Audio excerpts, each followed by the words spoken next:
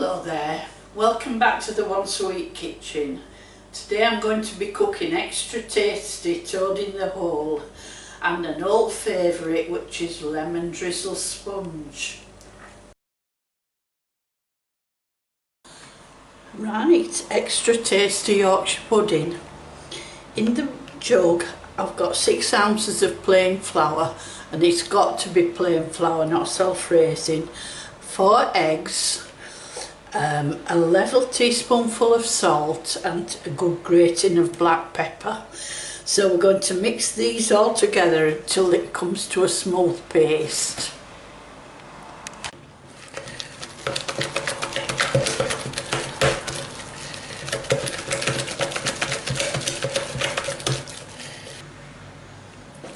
So that's got rid of most of the lumps.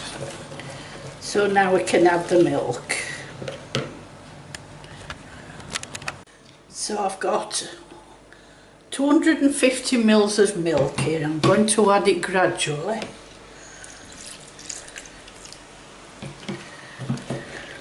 Carefully, otherwise it'll splash all over the place.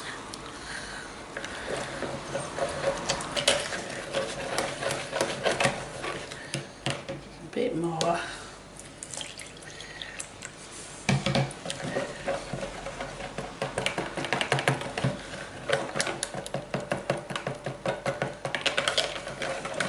The last lot can go in.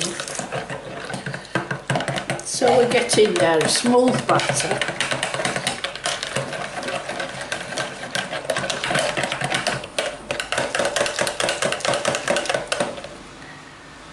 So the last ingredient in here is a couple of tablespoonfuls of cold water.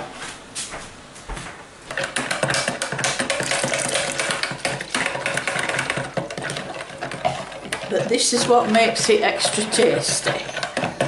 An ounce approximately of sage and onion stuffing mix. So pop that in, give it a stir, and I'm going to leave that to stand for about half an hour in the fridge.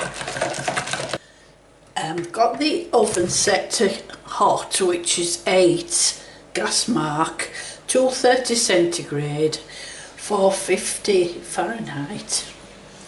So I'm normally buy thick pork sausages. I've only just noticed that it was in fact a pack of thin pork sausages that I bought. So there's 12 thin sausages, so popping these in the oven so that they can start to cook before I pour in the Yorkshire pudding mix.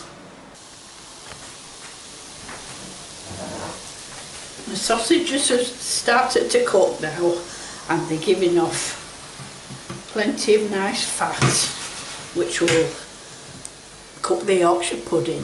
So I'm going to pour the Yorkshire pudding all around. So I've kept about 4 dessert spoonfuls of Yorkshire pudding mix back in the jug, and that will thicken the gravy. Yorkshire pudding mix is wonderful for thickening the gravy, and it's just there, isn't it? And I scream at the telly every week, every time James Martin makes Yorkshire puddings, save some for your gravy. And I don't know how he thickens this gravy, but this is just the oldest trick, and I'm surprised as a Yorkshireman that he doesn't know it. Anyway, hopefully he'll one day watch this video and see it for himself. What I do while the Yorkshire pudding's cooking, I sprinkle an OXO cube in there, and then I'd start to cook the finely chopped onion in a little butter. And all we do is mix this in with it, and you've got the best ever gravy.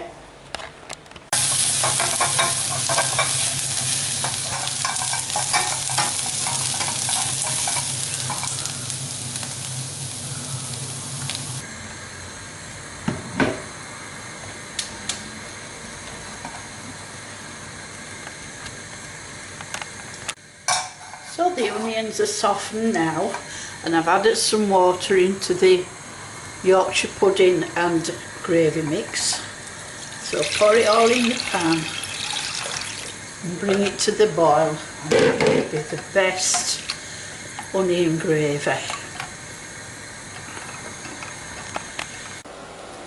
So there you go, extra tasty toad in the hole with thick onion gravy. Yum yum, can't wait to tuck into this. See you later, bye.